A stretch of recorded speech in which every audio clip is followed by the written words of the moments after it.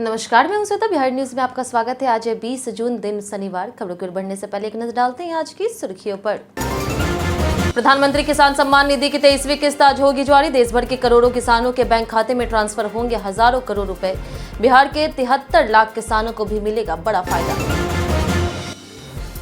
बिहार में जमीन रजिस्ट्री नियमों में बड़ा बदलाव। MVR दरों में 1.6 से बढ़कर 2 गुना होगी बढ़ोतरी।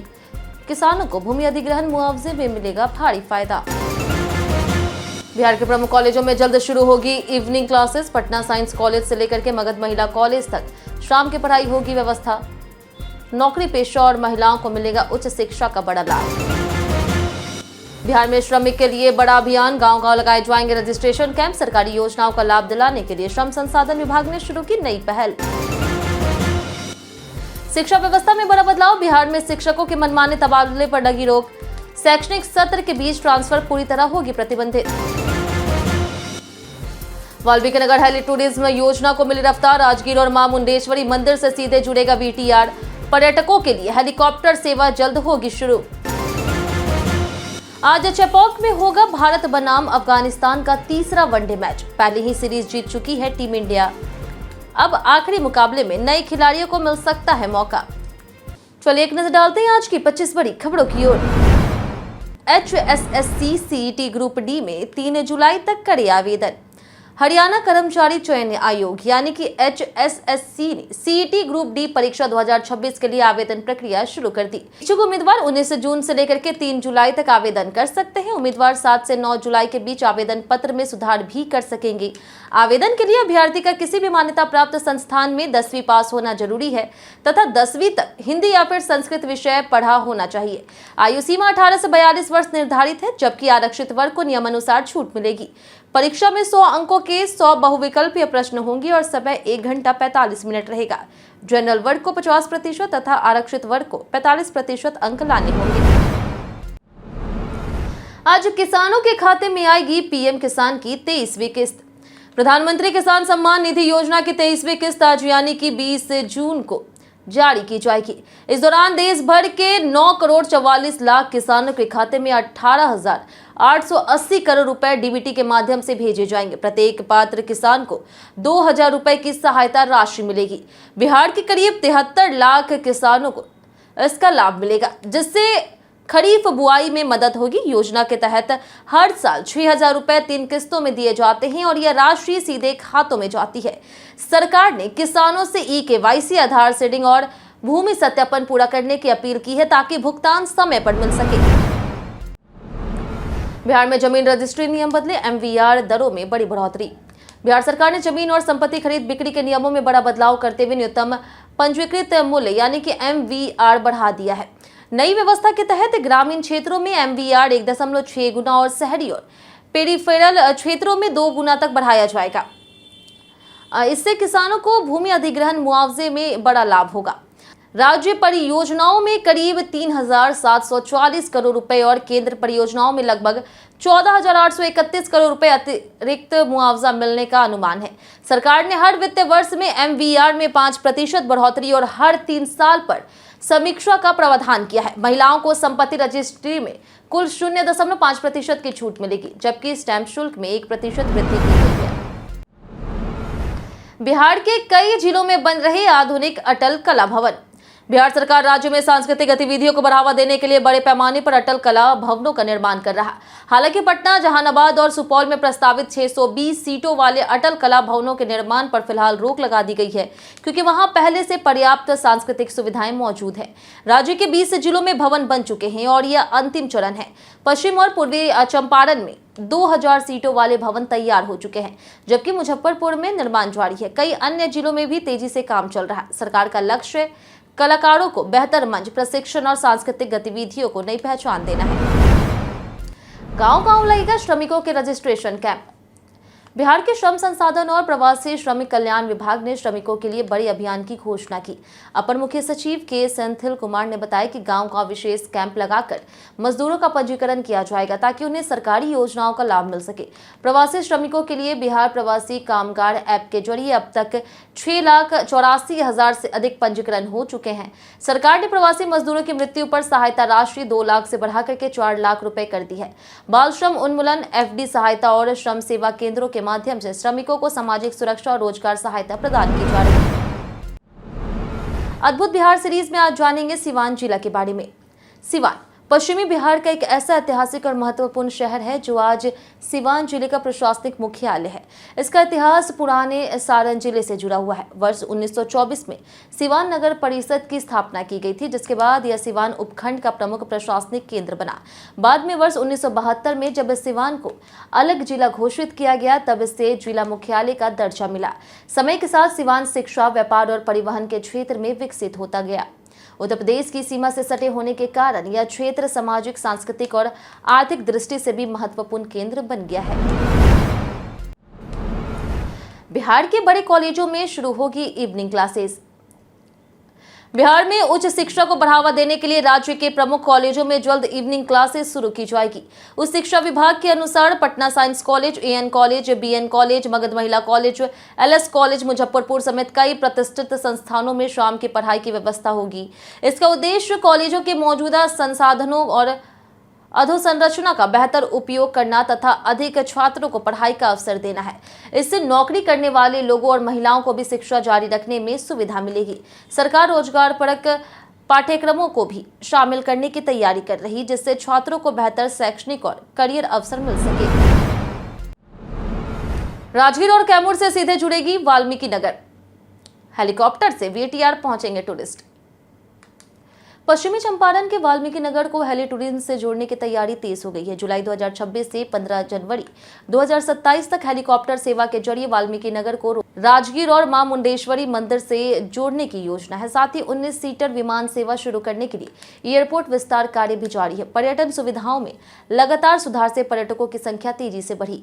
वर्ष 2025-26 में 30 मई तक ही 6,20,000 से अधिक पर्यटक वीटीआर पहुंच चुके हैं। थारू गांव में होम स्टे योजना के तहत रोजगार बढ़ाने और स्थानीय संस्कृति को बढ़ावा देने की पहल भी शुरू की गई। 21 जून नीट परीक्षा को देखते हुए ट्रैफिक ट्रायल स्थगित। पटना के आयकर चौराहा से लेकर के गोल्फ क्लब के बीच बेली रोड पर मेट्रो निर्माण को लेकर के ट्रैफिक प्लान में बदलाव किया गया। 21 जून को नीट पूर्ण परीक्षा के मद्देनजर यात्रियों की सुविधा को देखते हुए 20 जून को होने वाला पहला ट्रैफिक ट्रायल रद्द कर दिया गया। पहले 22 जून से इस लेन को बंद करने की योजना थी, जिसे आगे बढ़ाया जाएगा। ट्रैफिक एसपी के अनुसार अगला ट्रायल परीक्षा के बाद तय होगा। नीट पेपर विशेष वायुसेना विमान से पटना लाया गया और दरभंगा और गया जी में भी भेजा गया है। 21 जून को परीक्षा कड़ी सुरक्षा में आयोजित होगी। गर्मी छुट्टी के बाद स्कूलों में स्वागत सप्ताह होगा आयोजित। गर्मी की छुट्टी के बाद विद्यार्थियों की नियमित उपस्थिति बढ़ाने और उन्हें स्कूल के माहौल से फिर से जोड़ने के लिए शिक्षा विभाग 22 से लेकर के 27 जून तक सभी सरकारी प्रारंभिक विद्यालयों में स्वागत सप्ताह आयोजित करेगा। इसकी थीम हर बच्चे का स्वागत, हर सपने का सम्मान रखी गई है। इस दौरान स्कूलों को सजाया जाएगा और लाउडस्पीकर के माध्यम से बच्चों और अभिभावकों को आमंत्रित किया जाएगा। कक्षाओं में संवाद, कहानी और कविता जैसी गतिविधियां होंगी। 27 जून को अभिभावक शिक्षक संगोष्ठी होगी, जिसमें उत्कृष्ट बच्चों और अभिभावकों का सम्मान किया जाएगा। इसका उद्देश्य पुनः जुड़ाव और उपस्थिति बढ़ाना है। बिहारी बर्थडे स्पेशल में आज बात होगी नीतू चंद्रा की। नीतू चंद्रा भारतीय अभिनेत्री, मॉडल, फिल्म निर्माता और थिएटर कलाकार है, जिनका जन्म 20 जून 1984 को बिहार के बक्सर में हुआ। उन्होंने हिंदी, तमिल, तेलुगु और हॉलीवुड फिल्मों में काम किया। उन्होंने 2005 में फिल्म गरम मसाला से बॉलीवुड में कदम रखा। नीतू एक प्रशिक्षित शास्त्रीय नृत्यांगना और टाइकोंडो ब्लैक बेल्ट खिलाड़ी भी रही तथा विश्व टाइकोंडो प्रतियोगिता में भारत का प्रतिनिधित्व कर चुकी है। उनका प्रोडक्शन हाउस चंपारण टॉकीज राष्ट्रीय पुरस्कार जीत चुका है। उन्होंने मिथिला मखाना जैसे चर्चित फिल्में भी प्रोड्यूस की है और भारतीय खेल और संस्कृति को बढ़ावा देने के लिए सक्रिय भूमिका निभाई है। मुख्यमंत्री ने पेश किया पटना को स्मार्ट सिटी बनाने का विजन। मुख्यमंत्री सम्राट चौधरी ने नगर विकास और आवास विभाग की 286 करोड़ रुपए से अधिक की 157 योजनाओं का उद्घाटन और शिलान्यास किया। उन्होंने पटना के भविष्य के लिए बड़ा विजन पेश करते हुए 67,000 एकड़ में पाटलिपुत्र नाम से नए अंतर्राष्ट्रीय मानकों वाला शहर बसाने की घोषणा की। कार्यक्रम में रिवर डेवलपमेंट, ग्रीन एरिया और कॉमन सर्विसेज सेंटर जैसी परियोजनाओं का भी उद्घाटन हुआ। उन्होंने 46,000 एकड़ भूमि अधिग्रहण और लगभग 6 लाख करोड़ रुपए निवेश की संभावना बताई। सरकार का लक्ष्य पटना को स्मार्ट, स्वच्छ और औद्योगिक हब के रूप में विकसित करना है। बिहार में शैक्षणिक सत्र के बीच ट्रांसफर पर लगी रोक।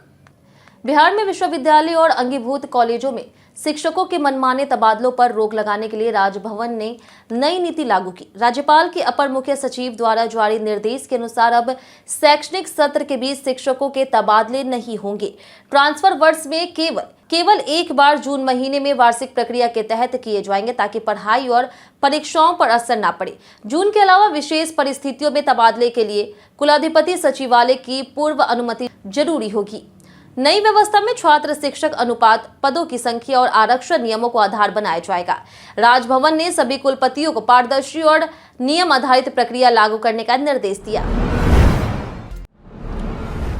संजय मिश्रा की बंगाली फिल्म फेरा में दमदार एंट्री। राष्ट्रीय पुरस्कार विजेता अभिनेता संजय मिश्रा ने निर्देशक पृथा चक्रवर्ती की बंगाली फिल्म फेरा से बंगाली सिनेमा में प्रभावशाली शुरुआत की है। यह फिल्म रिश्तों, दूरी, स्मृतियों और भावनात्मक वापसी की गहरी कहानी प्रस्तुत करती है। कहानी पोलाश और उसके पिता पन्ना लाल के इर्द गिर्द घूमती है, जो बदलते समय के और टूटते संबंधों के बीच जीवन जीने की कोशिश करते। अतीत के अचानक लौटने से उनके रिश्तों में नई जटिलताएं और भावनात्मक जुड़ाव पैदा होता है। फिल्म सफलता, आत्मविश्लेषण और पारिवारिक बंधनों के अर्थ को दर्शाती है। इसमें ऋत्विक चक्रवर्ती, सोहिनी सरकार और प्रियंका सरकार जैसे कलाकार भी अहम भूमिकाओं में। पटना में प्रदूषण पर हाईकोर्ट का सख्त रुख। पटना में बढ़ते ध्वनि और पर्यावरण प्रदूषण पर नियंत्रण को लेकर के पटना हाईकोर्ट ने सख्त रुख अपनाया है। अदालत ने विभिन्न थानों की ओर से दाखिल रिपोर्टों पर असंतोष जताते हुए कहा कि पहले दिए गए निर्देशों का सही तरीके से पालन नहीं किया गया। कोर्ट ने बुद्धा कॉलोनी, गांधी मैदान, रूपसपुर, राजीव नगर और पोथिया थाना की कार्यशैली पर नाराजगी जताई तथा लापरवाही जारी रखने पर कड़ी कार्रवाई की चेतावनी दी। साथ ही रूपसपुर और निर्माणाधीन क्षेत्रों में धूल नियंत्रण के लिए नियमित पानी छिड़काव सुनिश्चित करने का निर्देश दिया। अदालत ने संबंधित थानाध्यक्षों से विस्तृत अनुपालन रिपोर्ट भी मांगी। बिहार में जल्द लागू होगी नई CBG बायोगैस नीति। बिहार में संपीड़ित बायोगैस यानी कि CBG नीति जल्द लागू की जाएगी। इसके लिए खाद्य और उपभोक्ता संरक्षण विभाग के सचिव दीपक आनंद की अध्यक्षता में बैठक हुई, जिसमें सभी संबंधित विभागों में सुझाव और जानकारी मांगी गई। उद्देश्य एक व्यवहारिक, निवेश अनुकूल और भविष्य उन्मुख CBG नीति तैयार करना है। बैठक में कृषि अवशेष, गोबर, जैविक कचरा और शहरी ठोस अपशिष्ट के उपयोग पर चर्चा हुई। CBG संयंत्रों की स्थापना, भूमि उपलब्धता, निवेश प्रोत्साहन, पर्यावरणीय स्वीकृति और विपणन व्यवस्था जैसे मुद्दों पर विचार किया गया। अधिकारियों ने कहा कि इससे स्वच्छ ऊर्जा को बढ़ावा मिलेगा और किसानों और पशुपालकों को अतिरिक्त आय का स्रोत मिलेगा। फ्रिज की लाइट खराब होने से क्या बंद हो जाती है कूलिंग? अगर फ्रिज के अंदर लगी लाइट खराब हो जाए तो इससे फ्रिज की कूलिंग पर कोई असर नहीं पड़ता। फ्रिज के अंदर की लाइट का काम केवल रोशनी देना होता है, ताकि दरवाजा खोलते समय अंदर रखी चीजें आसानी से दिखाई दे। यह लाइट दरवाजा खोलने पर जलती है और बंद होने पर बंद हो जाती है। यदि लाइट खराब हो जाए तो केवल बल्ब बदलने की जरूरत होती है। वहीं अगर लाइट के साथ कूलिंग भी कम हो रही तो समस्या cooling fan, compressor, gas leak, गलत तापमान सेटिंग या फिर फ्रिज का दरवाजा ठीक से बंद ना होने जैसी वजह हो सकती है। सिवान में 2 लग्जरी कारों से 290 लीटर शराब बरामद। सिवान जिले के भगवानपुर हाट थाना क्षेत्र में पुलिस ने शराब तस्करी के खिलाफ बड़ी कार्रवाई करते हुए 2 लग्जरी कारों से 290 लीटर अंग्रेजी शराब बरामद की। पुलिस को गुप्त सूचना मिली थी कि इलाके से शराब की बड़ी खेप गुजरने वाली है, जिसके बाद विशेष जांच अभियान चलाया गया। गाजियापुर गांव के पास पुलिस ने टाटा नेक्सन और मारुति सुजुकी अर्टिगा को रोक करके तलाशी ली, जिसमें शराब बरामद हुई। कार्रवाई के दौरान 2 आरोपियों शांतनु कुमार और रंजीत कुमार को गिरफ्तार किया गया। पुलिस अब शराब तस्करी नेटवर्क की जांच कर रही और मामले में कानूनी कार्रवाई शुरू कर दी गई। जानिए आज कैसा रहेगा बिहार की मौसम का मिजाज। मौसम विभाग के अनुसार अगले 3 से 4 दिनों में राज्य के अधिकतम और न्यूनतम तापमान में कोई विशेष परिवर्तन होने की संभावना नहीं है। राज्य के कई हिस्सों में मौसम स्थिर बना रहेगा। हालांकि उत्तर पूर्व और दक्षिण पूर्व जिलों के कुछ स्थानों पर मेघ गर्जन और वज्रपात के साथ तेज हवाएं चल सकती है। वहीं उत्तर पश्चिम, दक्षिण पश्चिम और दक्षिण मध्य भागों में 1 या 2 स्थानों पर हीट वेव की स्थिति बनने की संभावना है। अधिकतम तापमान लगभग 36 से 38 डिग्री और न्यूनतम तापमान 26 से 28 डिग्री सेल्सियस के बीच रह सकता है। लोगों को मौसम परिवर्तन के दौरान सतर्क रहने की सलाह दी गई। पटना शहर से बाहर होगी सभी कोचिंग सेंटर। बिहार के मुख्यमंत्री सम्राट चौधरी ने पटना में संचालित कोचिंग संस्थानों को शहर से बाहर एक व्यवस्थित केंद्र में स्थानांतरित करने का बड़ा ऐलान किया। उन्होंने कहा कि सभी कोचिंग संस्थानों के लिए ऑर्गेनाइज्ड एजुकेशन हब बनाया जाएगा, जिससे शिक्षा व्यवस्था अधिक सुव्यवस्थित हो सके। सरकार का उद्देश्य शहर के ट्रैफिक और अव्यवस्था को कम करने के साथ छात्रों को बेहतर सुविधाएं उपलब्ध कराना है। मुख्यमंत्री ने कहा कि पटना के बाहर विकसित होने वाली नई टाउनशिप में शिक्षा, स्वास्थ्य, रोजगार, पानी और अन्य जरूरी सुविधाएं उपलब्ध कराई जाएगी। इससे स्मार्ट शहरों के विकास और योजनाबद्ध शहरी विस्तार को भी बढ़ावा मिलेगा। बिहार सरकार ने 10 अधिकारियों पर कसा शिकंजा। बिहार के राजस्व और भूमि सुधार विभाग में भ्रष्टाचार और प्रशासनिक अनियमितताओं के खिलाफ कार्रवाई तेज कर दी गई। राजस्व मंत्री डॉक्टर दिलीप कुमार जायसवाल ने 10 और अधिकारियों के खिलाफ विभागीय और अनुशासनिक कार्रवाई को मंजूरी दी। इन अधिकारियों पर रिश्वतखोरी, दाखिल खारिज मामलों में अनियमितता, सरकारी कार्यों में लापरवाही और पद के दुरुपयोग जैसे गंभीर आरोप हैं। पटना सिटी की भूमि सुधार उप समहर्ता अभिलाषा सिन्हा पर 15 लाख रुपए रिश्वत लेने का आरोप था। मंत्री ने भ्रष्टाचार के खिलाफ जीरो टॉलरेंस नीति दोहराते हुए कहा कि पिछले कुछ महीनों में कुल 60 अधिकारियों और कर्मचारियों पर कार्रवाई की जा चुकी है। बीपीएसएससी ने जारी किया दरोगा भर्ती मुख्य परीक्षा का परिणाम। बिहार पुलिस अवर सेवा आयोग यानी कि बीपीएसएससी ने दरोगा भर्ती मुख्य परीक्षा 2026 का रिजल्ट जारी कर दिया। 27 मई को आयोजित मुख्य लिखित परीक्षा के आधार पर 1799 पदों पर भर्ती की जाएगी। कुल 10,759 अभ्यर्थियों को शारीरिक दक्षता परीक्षा यानी कि पीईटी के लिए सफल घोषित किया गया। मुख्य परीक्षा में सामान्य वर्ग के पुरुष उम्मीदवारों का कट ऑफ 134 और महिला उम्मीदवारों का 116.20 अंक रहा। इससे पहले प्रारंभिक परीक्षा में 7.26 लाख से अधिक अभ्यर्थी शामिल हुए थे। दूसरी ओर परीक्षा रद्द करने और कथित पेपर लीक की जांच की मांग को लेकर के अभ्यर्थियों का विरोध प्रदर्शन भी जारी है। पटना में 274 गांव और 6 वार्ड बनेंगे सैटेलाइट टाउनशिप हिस्सा। पटना के निकट प्रस्तावित ग्रीनफील्ड सैटेलाइट टाउनशिप के तहत कुल 274 राजस्व गांव और पुनपुन नगर पंचायत के 6 वार्ड शामिल किए गए हैं। यह क्षेत्र पटना मास्टर प्लान 2031 के तहत विकसित किया जा रहा है, जिसमें दनियावा, धनरुआ, फतुहा, मसौरी, नौबतपुर, पटना ग्रामीण, फुलवाड़ी, पुनपुन और संपतचक प्रखंडों के गांव शामिल है। ग्रामीण भूमि पर बाजार मूल्य या फिर एमवीआर का 4 गुना तथा शहरी भूमि 2 गुना मुआवजा दिया जाएगा। साथ ही 10% अतिरिक्त प्रोत्साहन भी मिलेगा। अफगानिस्तान के खिलाफ आज तीसरा वनडे मैच खेलेगा भारत। भारत ने अफगानिस्तान के खिलाफ वनडे सीरीज में शानदार प्रदर्शन करते हुए शुरुआती दोनों मुकाबले जीतकर 2-0 की अजय बढ़त बना ली। पहले मैच में टीम इंडिया ने 7 विकेट से जीत दर्ज की, जबकि दूसरे मुकाबले में 170 रन से बड़ी जीत हासिल की।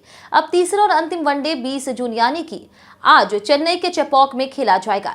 यह सीरीज भारत के लिए 2027 विश्व कप की तैयारियों का हिस्सा मानी जा रही, इसलिए टीम मैनेजमेंट लगातार नए खिलाड़ियों और संयोजनाओं को आजमा रहा है। तीसरे मैच